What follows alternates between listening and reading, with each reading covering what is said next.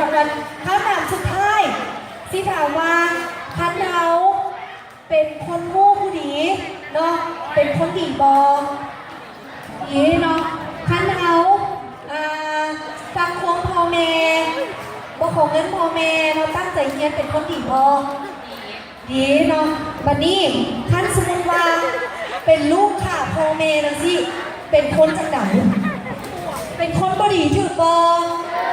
พีทเนาะเขาข่าพ่อแม่เขาเป็นลูกกับผ้าสักตัวแม่โมเนาะก็ซื้อต้นมือเนี่ยหยอกซื้อหยอกซื้อเนาะมาวันนี้ถามจริงจังเด้อผู้จัดโครงการเขาบอผู้เนาะเขาอายุจักปีจึงประกวดได้เอาตอบใช่ไหมจักปี16 ค่ะสง่าล่วงสูงเท่าไหร่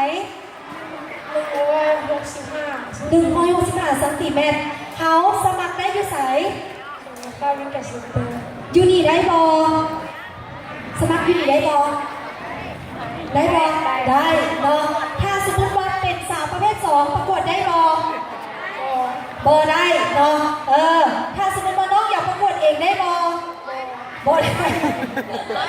เห็นว่าตอบถูกว่าทุกข้อได้จริงๆแล้วเก่งเลยเนาะอันนี้ไม่หยอกซิเนาะขอเสียงตบมือด้วยนะเน่เดี๋ยวมอบให้เบิร์ดทุกคนเลยเนาะอันนี้นี่จริงๆงามๆประจำปี2017ยกไข่โซ่มูพร้อมเนาะเชื่อมูอยากได้เนาะงานที่ดีได้เพราะเสื้อเดี๋ยวไข่เบิ้งเนาะนี่เปิดโซ่มูเลยไข่มูพร้อมเนาะ